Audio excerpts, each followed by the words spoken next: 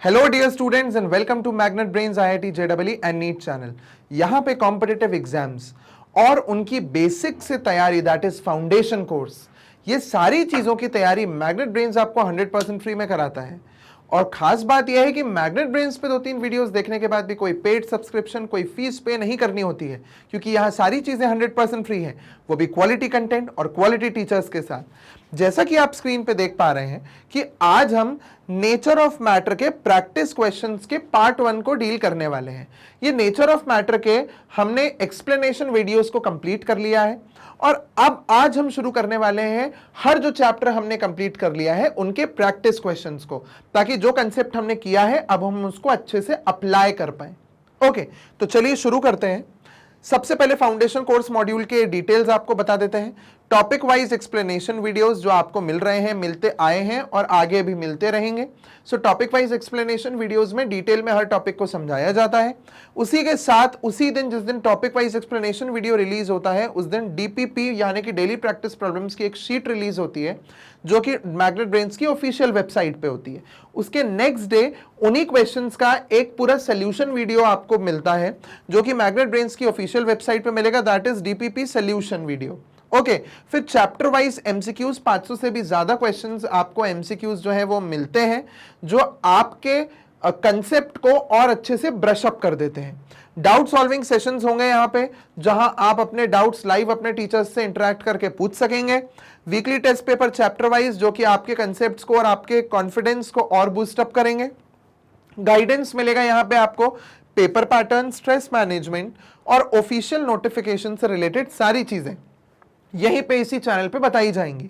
Chapter wise one shot revision, आपको आखिर में जब पूरा चैप्टर कंप्लीट हो जाएगा तो इस पूरे चैप्टर को एक कंपाइल्ड फॉर्म में आप तक पहुंचाया जाएगा, जिसके थ्रू आप पूरे चैप्टर को एक फ्लो में समझ सकते हैं। And finally we would have the online test series, जो कि अब आपके नॉलेज को, आपके लेवल ऑफ अंडरस्टैंडिंग को चेक करने के लिए आएगी, और वो एक सीरीज होगी टेस्ट की, जिससे आप अपने कंसेप्ट को अप्लाई करके नॉलेज को चेक कर सकते हैं।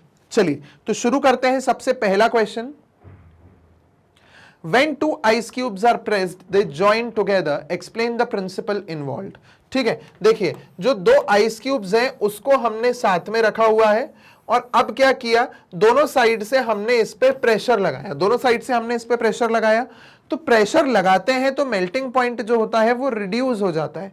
जैसे ही प्रेशर लगाओगे मेल्टिंग पॉइंट रिड्यूस हो जाएगा और आइस जो होगी वो मेल्ट हो जाएगी। आइस मेल्ट होगी और आप जैसे ही वापस से प्रेस करना उन्हें छोड़ोगे, मेल्टिंग पॉइंट वापस से अपने उसी लेवल पे, उसी टेम्परेचर पे चला जाएगा, मतलब इंक्रीज हो जाएगा। और वो जो जुड़ी थी ना, मतलब जैसे हमने प्रेशर अप्लाई किया तो दोनों आइस के बीच में मेल्टिंग पॉइंट रिड्यूस हुआ और वहां से आइस पानी बनी। जैसे ही आपने प्रेशर रिलीज किया, वो जो पानी बना था वो वापस से आइस में कन्वर्ट हो गया, मेल्टिंग पॉइंट बढ़ गया। तो इससे क्या हुआ, दोनों आइस क्यूब्स जो थे वो चिपक गए। इस प्रोसेस का नाम होता है रीजिलेशन। ठीक है, ओके, ठीक है, क्लियर हुआ। चलिए आगे बढ़ते हैं। Why are cotton clothes preferable in summer? Cotton clothes इसलिए समर्स के टाइम पे प्रेफरेबल होते हैं क्योंकि कॉटन की बहुत अच्छी कैपेसिटी होती है स्वेट को या पानी को अब्सॉर्ब करने की। तो हमारे शरीर पे जितना भी पसीना आता है उसे कॉटन की टी शर्ट अब्सॉर्ब कर लेती है, और कॉटन की टी शर्ट उसे अब्सॉर्ब करके सरफेस पे ले आती है। फिर सरफेस से वो इवेपोरेट होता है और आपको कूलिंग इफेक्ट देता है, क्योंकि इवेपोरेशन कॉजेस कूलिंग, वो हमारी बॉडी की हीट को लेके और इवेपोरेट हो जाता है, स्वेट। तो इस वजह से कॉटन क्लोथ्स को प्रेफर किया जाता है समर के टाइम पे, ताकि इवेपोरेशन हो सके। किसका इवेपोरेशन हो सके? स्वेट का। और उससे क्या मिलेगा हमको? Cooling effect. This will produce cooling effect. Okay, चलिए आगे बढ़ते हैं। How is liquefaction different from condensation? तो देखिए, लिक्विफिकेशन का मतलब होता है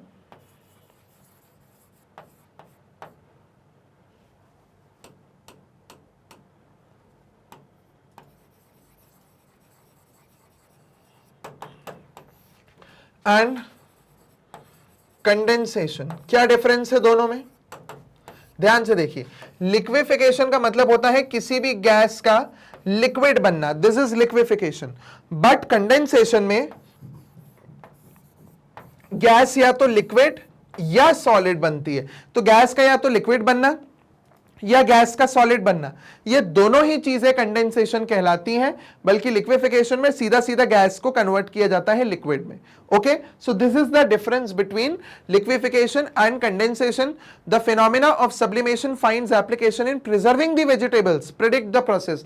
अगर आपने देखा होगा तो डीप फ्रीजिंग जो होती है वहां सब्लिमेशन की ही प्रोसेस इस्तेमाल की जाती है, कि आप क्या करते हो, आइस को मतलब वेजिटेबल्स को बहुत डीप फ्रीजर्स में आइस में जला देते हो, आइस में जमा देते हो, सॉरी।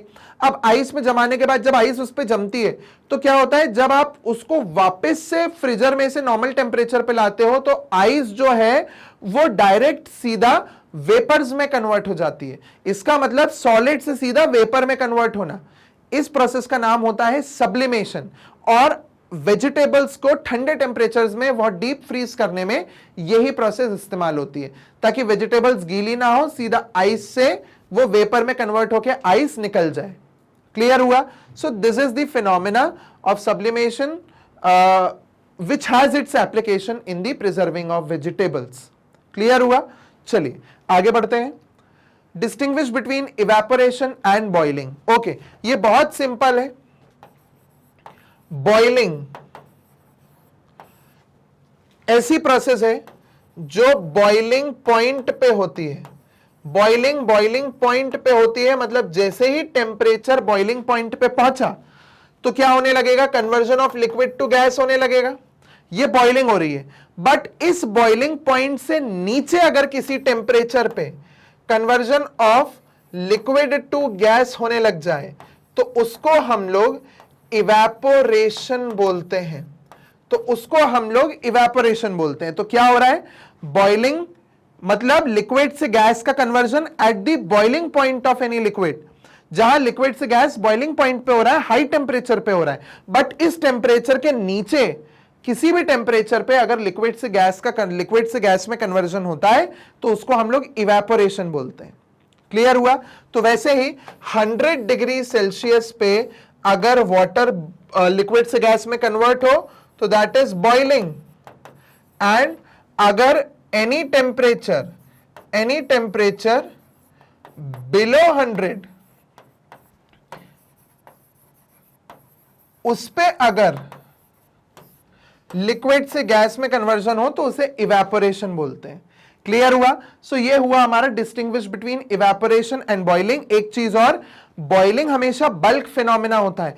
बल्क में लिक्विड जो है वो गैस में कन्वर्ट होता है, वो पूरा टेम्परेचर एक जैसा हो जाता है पूरे बल्क मीडियम का। वहीं इवेपोरेशन जो होता है, evaporation is a surface phenomena. सिर्फ सरफेस के पार्टिकल्स इवेपोरेट होकर ऊपर जाते हैं जो कूलिंग इफेक्ट प्रोड्यूस करते हैं।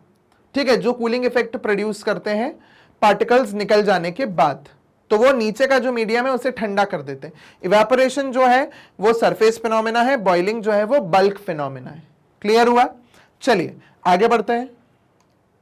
When a glass of ice cold water is taken in a glass, water drops are formed on the outer surface of the glass. Give a reason.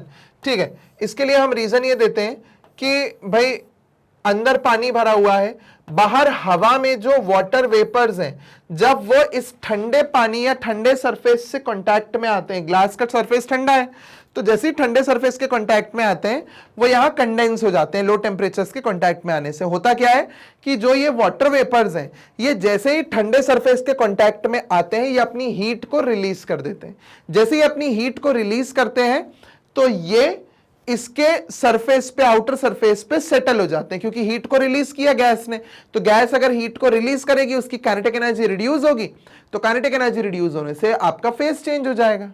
ठीक है, सो face change हो गया, वो kinetic energy reduce हुई and finally एक temperature ऐसा आता है जहां पे अब फिजिकल जो वो हमारी जो पोटेंशियल एनर्जी है वो रिड्यूस होती है।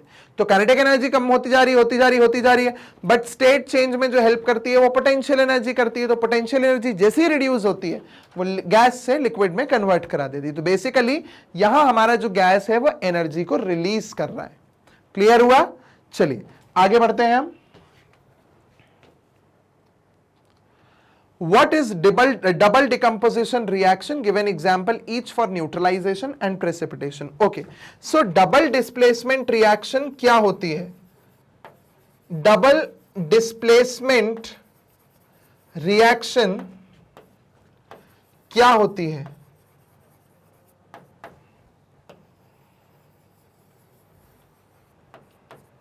देखिए, mutual exchange of ions between two compounds, mutual exchange of ions between two compounds, दो कंपाउंड्स के बीच में आयंस का एक्सचेंज, इसे बोलते हैं डबल डिकम्पोजिशन या डबल डिस्प्लेसमेंट रिएक्शन। ठीक है, अब ध्यान से देखिए, इसके हम लोग दो टाइप्स पढ़ते हैं। सबसे पहला आता है हमारा न्यूट्रलाइजेशन, सबसे पहला आता है न्यूट्रलाइजेशन, और दूसरा आता है प्रेसिपिटेशन। ठीक है, न्यूट्रलाइजेशन एंड प्रेसिपिटेशन, ये दो आ रहे हैं। ओके, न्यूट्रलाइजेशन में क्या होता है, एसिड और बेस मिलके सॉल्ट और वाटर बनाता है। ये मैंने एसिड बेस का लिखा है, acid plus base give salt plus water, this is neutralisation. तो क्या हो गया, हमारी एक रिएक्शन हो गई HCl प्लस NaOH गिव्स, ध्यान से देखिए क्या होगा,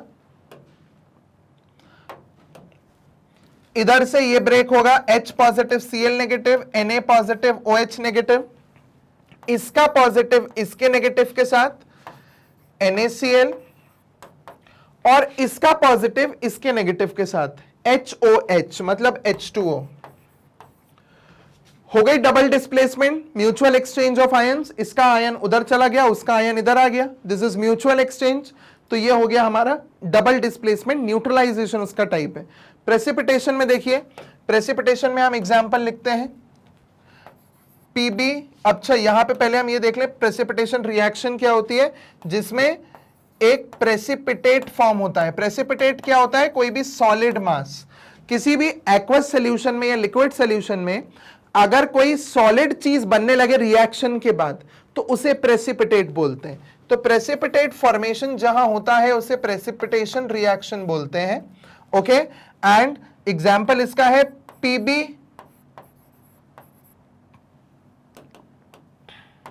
NO3 whole twice lead nitrate plus 2Ki potassium iodide gives, तो ध्यान से देखिए, देखिए PbNO3 में ये प्लस है, ये माइनस है, Ki में ये प्लस है, ये माइनस है, इसका प्लस इसके माइनस के साथ चला जाएगा, तो बन जाएगा 2KNO3 प्लस इसका प्लस इसके माइनस के साथ PbI2, PbI2।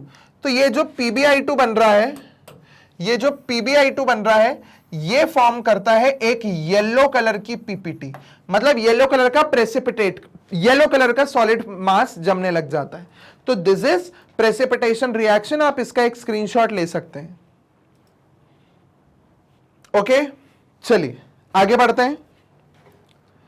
Why is it not possible to displace fluorine from metallic fluorides by any other halogen? उसका रीजन ये है कि फ्लोरीन जो है वो बहुत हाईली रिएक्टिव है। एक तो उसका साइज बहुत छोटा होता है और उसकी इलेक्ट्रोनेगेटिविटी बहुत हाई होती है। इसका मतलब इलेक्ट्रॉन को खींचने की टेंडेंसी, अपनी तरफ इलेक्ट्रॉन को खींचने की टेंडेंसी फ्लोरीन की सबसे ज्यादा होती है। तो अगर हम रिएक्टिविटी सीरीज नॉन मेटल्स की देखें तो फ्लोरीन, क्लोरीन, ब्रोमीन और आयोडीन, ये है उसमें आपके हैलोजेंस, और ये तीनों जो है, इन तीनों की रिएक्टिविटी फ्लोरीन से कम है। तो फ्लोरीन इन तीनों को हटा सकता है, बट ये तीन कभी भी फ्लोरीन को डिस्प्लेस नहीं कर सकते उसके कंपाउंड से, उसके मेटालिक फ्लोराइड से। क्लियर हुआ? Okay, explain the process of condensation with respect to kinetic molecular theory. जो मैंने आपको अभी समझाया था वो वही था कि काइनेटिक मॉलिक्यूलर थ्योरी में कैसे आप एक्सप्लेन करते हो। देखिए, कंडेंसेशन में क्या हो रहा है, जो गैस है वो लिक्विड में कन्वर्ट होगा, जो गैस है वो लिक्विड में कन्वर्ट होगा। तो अभी किसी गैस का टेम्परेचर बहुत हाई था, ठीक है, समझ लो कोई भी गैस है वो अभी इस टेम्परेचर पे है, बट ये टेम्परेचर है जिसपे कोई भी गैस जो है वो लिक्विड में कन्वर्ट होता है। तो अब देखो क्या होगा, जब भी इस टेम्परेचर पे कोई गैस होगी तो पहले वो अपनी हीट को रिलीज करेगी और धीरे धीरे धीरे करके टेम्परेचर कम होगा, क्योंकि यहां क्या हो रहा है, वो अपनी काइनेटिक एनर्जी को रिड्यूस कर रही है। जैसे जैसे वो अपनी काइनेटिक एनर्जी को रिड्यूस करेगी वैसे वैसे टेम्परेचर जो होगा वो भी रिड्यूस होता जाएगा साथ ही साथ में, क्योंकि काइनेटिक एनर्जी और टेम्परेचर डायरेक्टली प्रोपोर्शनल होते हैं। मतलब जैसा काइनेटिक एनर्जी के साथ हो रहा होगा वैसी टेम्परेचर के साथ होगा। काइनेटिक एनर्जी बढ़ेगी तो टेम्परेचर बढ़ेगा, काइनेटिक एनर्जी कम होगी तो टेम्परेचर भी कम हो जाएगा। वैसे टेम्परेचर और काइनेटिक एनर्जी का ऐसा ही इफेक्ट पड़ता है। तो अब देखिए टेम्परेचर धीरे धीरे कम होता गया, काइनेटिक एनर्जी कम होती गई, और उसके बाद जब ये स्टेट आई कि अब गैस को लिक्विड से कन्वर्ट होना है, तो अब यहां काइनेटिक एनर्जी में कोई चेंज नहीं आएगा। अब यहां चेंज आएगा पोटेंशियल एनर्जी में। तो पोटेंशियल एनर्जी जो है वो रिड्यूस होना शुरू होती है, और जैसी पोटेंशियल एनर्जी रिड्यूस होती है तो पार्टिकल्स जो अभी तक इतना फ्री थे वो धीरे धीरे पास आने लगते हैं, और जैसे ही वो पास आते हैं वो लिक्विड में कन्वर्ट हो जाते हैं। क्लियर हुआ? So this is condensation process with respect to kinetic molecular theory. Clear? Okay. What is critical temperature? How does it affect the liquefaction of gas? सबसे पहले आप ये देख लीजिए कि critical temperature क्या होता है।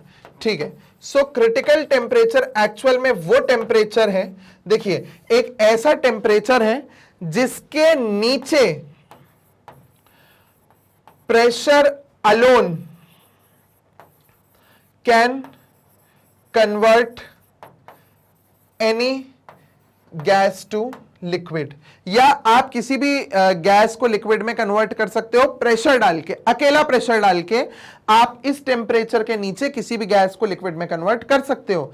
बट ये टेम्परेचर ऐसा टेम्परेचर होता है जिसके ऊपर आप प्रेशर अकेला डाल के किसी भी गैस को लिक्विड में कन्वर्ट नहीं कर सकते। सो अबव दिस टेम्परेचर मतलब जो भी टेम्परेचर क्रिटिकल टेम्परेचर है किसी भी गैस के लिए, so above this temperature pressure alone can not convert gas to liquid. आपको टेम्परेचर कम करना ही पड़ेगा, आपको टेम्परेचर कम करना ही पड़ेगा, मतलब इस टेम्परेचर तक तो लाना ही पड़ेगा। और इस टेम्परेचर पे जो प्रेशर, क्रिटिकल टेम्परेचर पे जो प्रेशर गैस को लिक्विफाई करने के काम आता है उसे क्रिटिकल प्रेशर नाम दिया जाता है।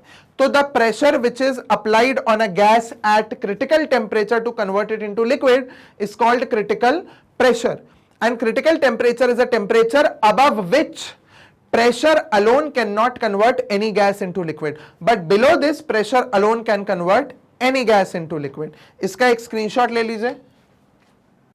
चलिए देखते हैं second part of the question, how does it affect the liquefaction of gas. अब गैस के लिक्विफिकेशन को ये कैसे अफेक्ट करता है, तो एक सिंपल सी चीज याद रखिए, higher the critical temperature, higher the critical temperature, higher would be the force of attraction between the particles, easier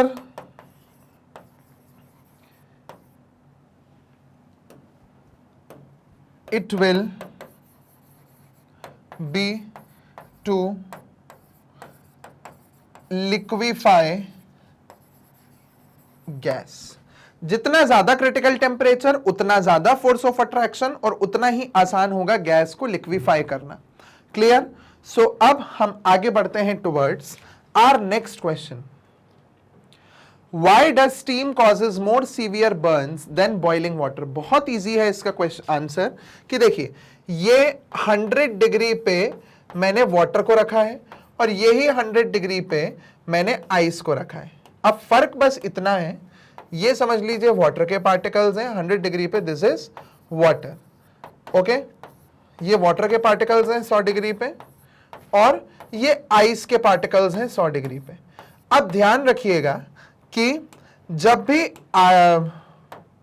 एक मिनट, ये वेपर के पार्टिकल्स हैं, ठीक है, एक मिनट, ये गैस वेपर के पार्टिकल्स हैं और ये वाटर के पार्टिकल्स हैं। हाँ, सो अभी हम वापस आते हैं। अब एक चीज ध्यान रखिएगा कि वाटर के पार्टिकल्स तो 100 डिग्री पे सिर्फ 100 डिग्री का टेम्परेचर रखे हुए हैं, बट 100 डिग्री पे वेपर्स में 100 डिग्री के हीट तो है ही, साथ ही साथ में उनके अंदर प्रेजेंट होती है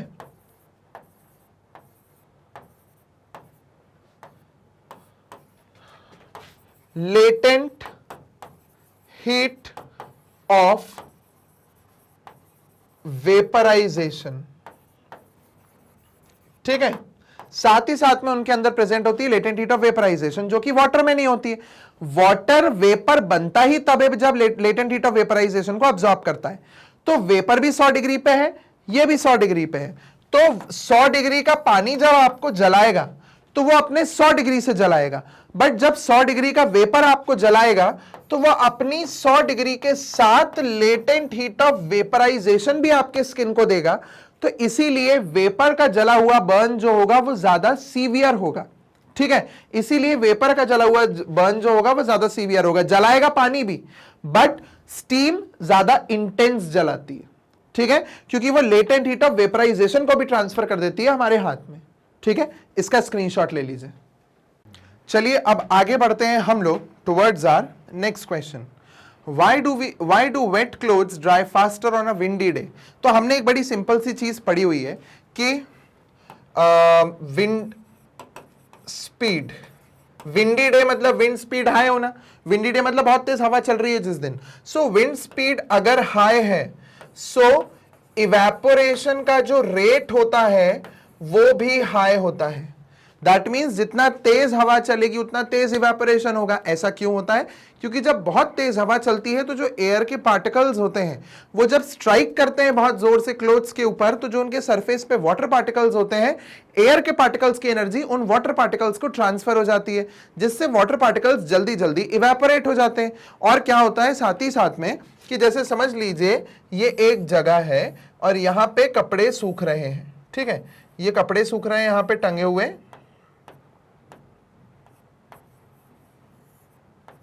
ओके, अब जैसे कि विंडी डे नहीं है तो आसपास की हवा में जो अमाउंट ऑफ वाटर वेपर होगा वो ज्यादा होगा। दो डिफ्यूजन से धीरे धीरे फैल रहा है, बट जब तेज हवा चलती है तो ये जितना वाटर वेपर जो उठ रहा है, जो इवेपोरेशन हो रहा है, वो तो निकलता ही निकलता है, साथ ही साथ में एनर्जी फटाफट फटाफट वाटर एयर पार्टिकल्स की वाटर पार्टिकल्स को ट्रांसफर होती जाती है और वाटर पार्टिकल्स इवेपोरेट हो जाते हैं। क्लियर हुआ? चलिए अब हम लोग आगे बढ़ते हैं towards our next question. Is it possible to liquefy CO2 gas at 50 degree Celsius? कतई नहीं, बिल्कुल भी नहीं।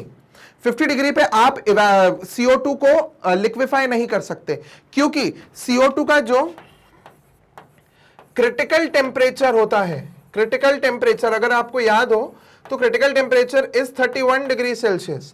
31 डिग्री सेल्सियस से नीचे आप उसको प्रेशर डाल के लिक्विफाई कर सकते हो, बट नॉट एट 50 डिग्री, क्योंकि क्रिटिकल टेम्परेचर एक ऐसा टेम्परेचर है जिसके ऊपर आप प्रेशर डाल के किसी गैस को लिक्विफाई नहीं कर सकते, कितना ही प्रेशर डाल लो चाहे। बट इससे नीचे, इस टेम्परेचर के नीचे आप प्रेशर अप्लाई करके किसी भी गैस को लिक्विड में कन्वर्ट कर सकते हैं। So for CO2 the critical temperature is around 31 degree Celsius, because of which you can not liquefy CO2 at 50 degree Celsius. Clear? Okay, next define latent heat of fusion. So latent heat of fusion बड़ी शानदार सी easy सी definition है। The amount of heat required to convert 1 kg of solid completely into liquid at atmospheric pressure and at melting point of that substance. Okay, so हम यहां लिखते हैं amount of heat required to convert 1 kg of solid completely into liquid at its melting point and at atmospheric pressure। वो amount of heat जो 1 kilo solid को completely liquid में convert कर दे at normal atmospheric pressure and at the melting point of a substance is known as latent heat of fusion.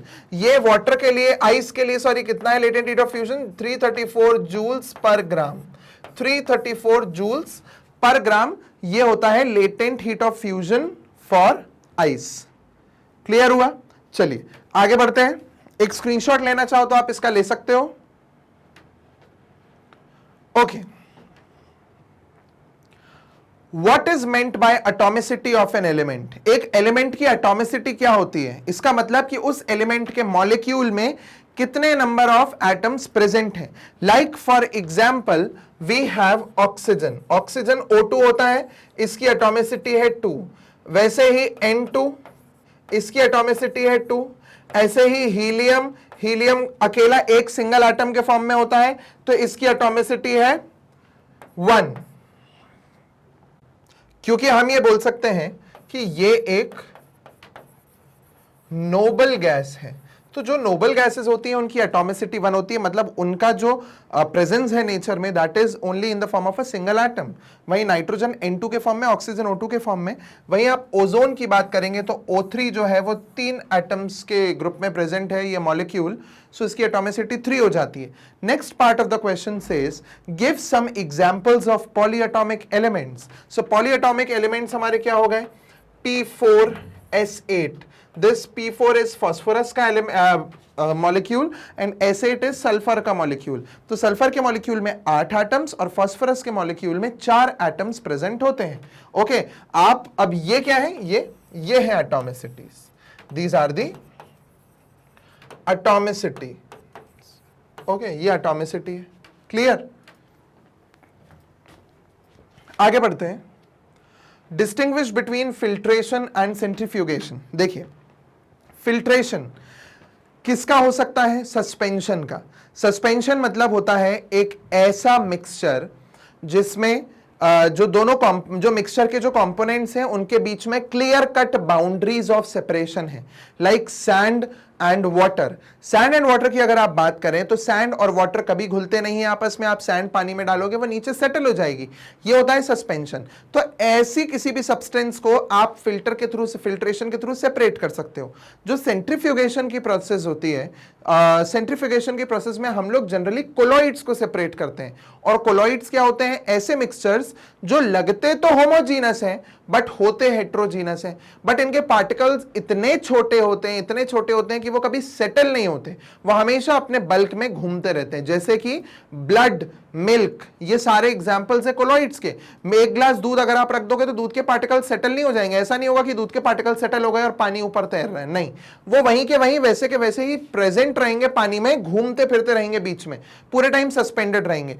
तो colloids के लिए आप सेंट्रीफ्यूगेशन यूज करते हो, वहीं फिल्ट्रेशन के लिए, सस्पेंशन के लिए आप फिल्ट्रेशन का यूज करते हो. फिल्ट्रेशन में हम क्या करते हैं? सिंपली फिल्टर करते हैं जिसमें एक कंपोनेंट फिल्टर पेपर में अटक जाता है और दूसरा जो है वो फिल्ट्रेट के फॉर्म में नीचे, क्लियर फॉर्म में नीचे आ जाता है. और ऊपर जो स्टे करता है फिल्टर पेपर में, उसे हम लोग रेसिड्यू बोलते हैं. So for example if this is a funnel और इसमें मैंने फिल्टर पेपर लगा रखा है, तो फिल्टर पेपर में जो भी चीज अटकी है इसे हम लोग बोलते हैं रेसिड्यू. और जो नीचे कलेक्ट हो जाता है क्लियर, है ना, जो नीचे क्लियर कलेक्ट हो जाता है इसे हम लोग बोलते हैं फिल्ट्रेट. इसे हम लोग बोलते हैं filtrate. Okay, this is filtration. वहीं सेंट्रीफ्यूगेशन में जो भारी मतलब डेंसिटी के बेसिस पे यहां सेपरेशन होता है. सेंट्रीफ्यूगेशन में हमने एक छोटी सी टेस्ट ट्यूब या छोटे से ग्लासवेयर में हम हमारा मटेरियल डाल देते हैं. अब उस मटेरियल को हम एक मशीन में लगाते हैं जिसे सेंट्रीफ्यूगेशन मशीन बोलते हैं. ठीक है, या सेंट्रीफ्यूज बोलते हैं उसे. ठीक है, वो सेंट्रीफ्यूज में हमने उसे लगा दिया. अब वो सेंट्रीफ्यूज में अंदर मशीनरी जो है वो बहुत हाई स्पीड पे घूमती है. जब वो बहुत हाई स्पीड पे घूमती है तो इस पर्टिकुलर मेरे कंटेनर में जो हैवी पार्टिकल्स होंगे वो नीचे आ जाएंगे, जो हैवी से थोड़े हल्के होंगे वो ऊपर, उनसे हल्के और ऊपर, फिर उनसे हल्के और ऊपर. इस तरीके से भारी वाले नीचे और हल्के वाले ऊपर आ जाते हैं. इस तरीके से सेपरेशन होता है सेंट्रीफ्यूगेशन में. Okay, so depending upon the densities.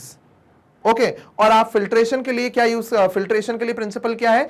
Filtration can be used at those places where you have to separate a mixture with insoluble components. ऐसे कंपोनेंट्स के लिए आप उनको कर सकते हो यूज फिल्ट्रेशन को जिसमें एक सॉलिड है और एक लिक्विड है और सॉलिड जो है वो इनसोल्यूबल है लिक्विड में. क्लियर? चलिए आगे बढ़ते हैं नेक्स्ट क्वेश्चन की तरफ. Give an example for solid, liquid and solid type of homogeneous mixture.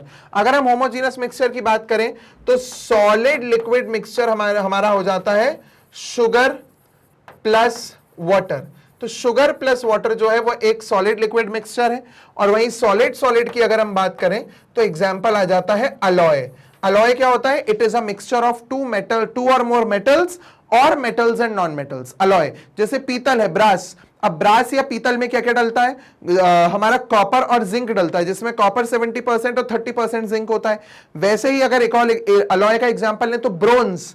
Bronze मतलब कांसा, ठीक है, जो कि मेडल्स वगैरह में यूज होता है, मेडल्स बनाने के लिए, मेडल्स। ओके, तो मेडल्स में जो ब्रोंज मेडल होता है या वो ब्रोंज जो होता है वो किससे बनता है? कॉपर और टिन से। 90% कॉपर एंड 10% टिन। जब आप उन्हें मिला देते हो अच्छे से तो आप क्या मेटल को देख के, वो अलॉय को देख के बता पाओगे उसमें कि ये कॉपर है, ये जिंक है, ये कॉपर है, ये टिन है? इतने अच्छे से वो मिक्स हो जाता है, इसलिए हम लोग उसको होमोजीनस मिक्सचर बोलते हैं। सो सॉलिड सॉलिड का अलॉय हो गया, सॉलिड लिक्विड का शुगर एंड वाटर हो गया।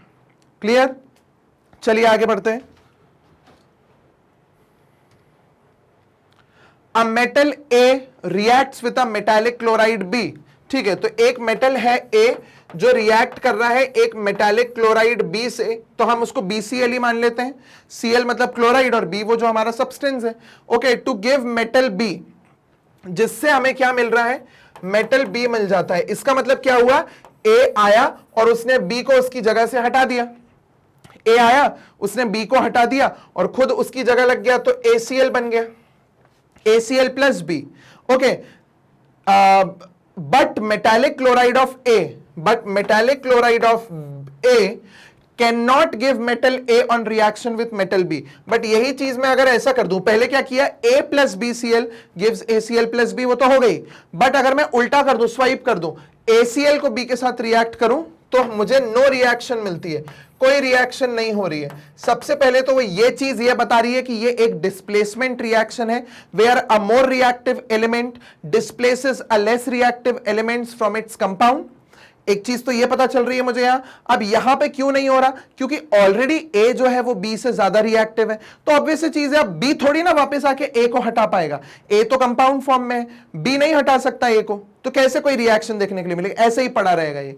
ठीक है, सो एक तो ये बता रहा है कि ये एक डिस्प्लेसमेंट रिएक्शन है, दूसरा वो ये बता रहा है कि ए जो है वो इस बी से ज्यादा रिएक्टिव है। क्लियर? चलिए आगे बढ़ते हैं towards next question. Give an example for a liquid-liquid heterogeneous mixture. So liquid-liquid heterogeneous mixture क्या है भाई? लिक्विड-लिक्विड मिक्सचर, इसमें हम ले लेते हैं ऑयल प्लस वाटर। अब ऑयल प्लस वाटर जो है ये एक हेटेरोजीनस मिक्सचर है, मतलब कभी भी ऑयल और वाटर आपस में मिक्स नहीं होते और दो अलग अलग लेयर्स फॉर्म करके रखते हैं। तो हमारा इसका given example for liquid-liquid heterogeneous mixture हो गया ऑयल और water. Suggest a method of separation for it. So you can use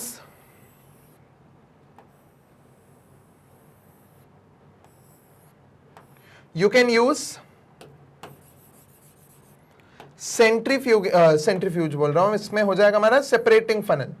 okay, centrifuge नहीं, सेपरेटिंग फनल। ओके, तो हम इसमें सेपरेटिंग फनल यूज कर सकते हैं। ये मैंने सेपरेटिंग फनल का एक डायग्राम बना दिया है। ओके, इसमें अगर आप ऑयल और वाटर का मिक्सचर डालोगे तो ऑयल जो है वो ऊपर लेयर फॉर्म कर लेगा और जो नीचे है वाटर वो एक अलग लेयर फॉर्म कर लेगा। तो ऑयल और वाटर की अलग अलग लेयर्स फॉर्म हो गई और नीचे हम लगा दिया एक बीकर। तो बीकर में क्या होगा? आप जैसे नॉब को ओपन करोगे धीरे धीरे पानी नीचे जाने लगेगा। जैसी ऑयल की लेयर यहां पहुंचेगी नॉब के पास, हम नॉब को ऑफ कर देंगे, ऑयल अलग हो गया, वाटर अलग हो गया। तो आप सेपरेटिंग फनल से इमिसिबल लिक्विड्स को सेपरेट कर सकते हो। लिक्विड हेटेरोजीनस मिक्सचर का मतलब ही क्या होता है? इमिसिबल लिक्विड्स, वो लिक्विड्स जो आपस में मिक्स ना हो रहे हो वो ये बना रहे हैं। क्लियर हुआ? चलिए आगे बढ़ते हैं। How do you separate a mixture of the following? तो देखिए सबसे पहले जो हमारा आता है वो है CO2 एंड O2। तो CO2 एंड O2 को सेपरेट करने के लिए अगर आपको ध्यान हो तो हमने 9th के स्टूडेंट्स और 10th के स्टूडेंट्स दोनों ये चीज थोड़ा आइडेंटिफाई कर सकते हैं कि सेकेंड चैप्टर है 9th क्लास में, is matter around us pure. उस is matter around us pure नाम के चैप्टर में सेपरेशन टेक्निक्स हैं। उसमें एंड के पार्ट में फ्रैक्शनल डिस्टिलेशन को यूज करके हम CO2 और O2 को अलग कर सकते हैं। क्यों? क्योंकि जब किसी भी गैस को, इस मिक्सचर को आप ठंडा करोगे और इस पे प्रेशर डालोगे तो कार्बन डाइऑक्साइड तो ड्राई आइस के फॉर्म में पहले ही अलग हो जाएगी और ऑक्सीजन जो है वो लिक्विड ऑक्सीजन के फॉर्म में हमें अलग से मिल जाएगी। तो ड्राई आइस सॉलिड फॉर्म में और लिक्विड ऑक्सीजन अलग से लिक्विड फॉर्म में, ये आपको मिल जाएंगे अलग अलग, आराम से आप इन्हें सेपरेट कर सकते हैं। सो this is dry ice, CO2 solid form में और ऑक्सीजन लिक्विड फॉर्म में। इसका एक स्क्रीनशॉट ले सकते हैं आप। अभी नेक्स्ट है हाइड्रोजन और ऑक्सीजन का। तो हाइड्रोजन और ऑक्सीजन के लिए भी बहुत इजी है। देखिए मैं यहां पे आपको एक्सप्लेन करता हूं कि जो हाइड्रोजन और ऑक्सीजन है इनमें है ना डिफरेंस है मॉलिक्यूलर वेट का। तो हाइड्रोजन जो है वो कंपैरेटिवली लाइट है और जो ऑक्सीजन है वो कंपैरेटिवली हैवी है। सो रेट ऑफ डिफ्यूजन, आप इन दोनों को सेपरेट कर सकते हो इनके रेट ऑफ डिफ्यूजन से, कि जो डिफ्यूजन का रेट है वो हाइड्रोजन का ज्यादा होगा और ऑक्सीजन का कम होगा। तो हाइड्रोजन तेजी से डिफ्यूज हो जाएगी, ऑक्सीजन रुकी रह जाएगी। सो bye their specific rate of diffusion you can separate hydrogen and oxygen because hydrogen हल्की है, ऑक्सीजन हेवी है। ओके चलिए आगे बढ़ते हैं, इसको आप नोट कर सकते हैं। Okay, what is paper chromatography? Paper chromatography is a separation technique, ये भी एक सेपरेशन टेक्निक है जिसमें आप सेपरेट करते हो उन सब्सटेंसेस को जो सेम सॉल्वेंट में डिसॉल्व हो रहे हैं। सो ये एक ऐसी टेक्निक है which is used to separate the solutes which dissolve in the same solvent. एक ही सॉल्वेंट में डिसॉल्व होने वाले जो मल्टीपल सॉल्यूट्स होते हैं उनको पेपर क्रोमेटोग्राफी में, जैसे कि यहां पे आपको नाम ही बता रहा है, chroma means colour, okay, graphy means to obtain this on piece of paper या कोई सा भी एक मीडियम। तो पेपर क्रोमेटोग्राफी मतलब आप इसको कलर्स को अलग अलग फॉर्म में, मतलब कलर्स, जो क्रोमा मीन्स कलर होता है, तो कलर को आप ऑब्टेन कर रहे हो, एक मिक्सचर है उसमें से अलग अलग कलर्स को आप अलग अलग करके सेपरेट कर रहे हो, अलग अलग ऑब्टेन कर रहे हो, किसके ऊपर? पेपर के ऊपर ये चीज की जा रही है। तो हम इसमें जनरली एक फिल्टर पेपर, जो या तो हम फिल्टर पेपर बोलते हैं या फिर हम इसे क्रोमेटोग्राफी पेपर बोलते हैं। क्रोमेटोग्राफी पेपर का आप यूज कर सकते हो जिसमें आप अपने मिक्सचर को, जो सेपरेट होने के लिए जो मिक्सचर हमें चाहिए उसको आप यहां पे डाल देते हो और एक अप्रोप्रिएट सॉल्वेंट लगा देते हो। जैसे कि समझ लो हमने पानी लगा दिया, अब पानी जो है वो धीरे धीरे पेपर से चढ़ के ऊपर आएगा और यहां से इस कलर को लेके ऊपर जाने लगेगा। तो अलग अलग कलर्स अलग अलग लेयर में, अलग अलग लेवल में सेपरेट आउट हो जाएंगे। सो this is paper chromatography. Clear? चलिए आगे बढ़ते हैं। हमारे यहां पे प्रैक्टिस क्वेश्चंस, 20 क्वेश्चंस का जो सेट था, practice question, practice sheet part 1 है, वो कंप्लीट हो गई है यहां पे। चलिए जल्दी से अब आपको यह बता दिया जाए कि मैग्नेट ब्रेन्स पे अगर आपको अपने वीडियोस देखना है, एक सीक्वेंस में देखना है, तो आप उन्हें कैसे देखें। सबसे पहला सजेशन होता है यूट्यूब पे प्लेलिस्ट को सर्च करें, मगर अगर दिक्कत आ रही है उसमें भी तो आप मैग्नेट ब्रेन्स की official website that is www.magnetbrains.com पे जा सकते हैं। वहां लेफ्ट हैंड साइड पे अगर आप देखेंगे तो आपको लिस्ट ऑफ कोर्सेज मिलेंगे। थोड़ा नीचे स्क्रॉल करेंगे तो आपको IIT JEE और नीट मिलेगा। इन दोनों में ही अगर आप, जैसे जो नीट वाले हैं स्टूडेंट्स वो नीट पे, और जो JEE वाले स्टूडेंट्स हैं वो JEE पे जैसे ही क्लिक करेंगे उनको ऊपर तो उनके मेन जो JEE और नीट है उसके वीडियोस आएंगे, नीचे फाउंडेशन वाले आएंगे। सो ये उनके लिए है जो स्पेसिफिकली अभी 8th 9th 10th में है। तो 8th 9th 10th के स्टूडेंट्स इन वीडियोस को देख सकते हैं। फाउंडेशन के रूप में आपको नीचे वो मिलेंगे। फिजिक्स, केमिस्ट्री, मैथ्स आपको JEE के सेगमेंट में मिल रहा है, ऐसे ही नीट के सेगमेंट में आपको फिजिक्स, केमिस्ट्री और बायो मिलेगा। फिजिक्स केमिस्ट्री दोनों में कॉमन रहेगा। तो आप जैसे ही वॉच नाउ पे क्लिक करेंगे केमिस्ट्री के ऑप्शन पे, तो आपके सामने पूरा कोर्स ओपन हो जाएगा। यहाँ पे डिटेल्स है कोर्स की और नीचे है चैप्टर्स। तो जैसे ही आप किसी एक चैप्टर पे क्लिक करते हैं एक ड्रॉप बॉक्स ओपन होगा, उसमें सारे वीडियोस सीक्वेंस में डले हुए होंगे। आप जितनी बार जिस वीडियो को देखना चाहें आप देख सकते हैं। किसी स्पेसिफिक वीडियो पे जैसे ही आप क्लिक करेंगे आपके सामने वीडियो ओपन हो जाएगा, वहीं प्ले करेगा वीडियो, उसको आप आराम से वहां देख सकते हो, अपने नोट्स भी बना सकते हो। मैग्नेट ब्रेन्स फाउंडेशन कोर्स जो कि बेसिक्स माना जाता है JEE और नीट के लिए, वो और साथ ही साथ में JEE और नीट जैसे कॉम्पिटिटिव एग्जाम्स की तैयारी आपको 100% फ्री में कराते हैं। मैग्नेट ब्रेन्स पे 2-3 वीडियोस देखने के बाद भी कोई पेड सब्सक्रिप्शन या कोई फीस पे नहीं करनी है, क्योंकि यहां सारी चीजें 100% फ्री हैं, वो भी क्वालिटी कंटेंट और क्वालिटी टीचर्स के साथ। सो आप वीडियो को लाइक करें, चैनल को सब्सक्राइब करें और इसे शेयर करें अपने सिबलिंग्स, अपने रिलेटिव्स, अपने पीयर ग्रुप के साथ, so that together we can improve the quality of education and keep watching Magnet Brains IIT JEE and NEET channel. Thank you.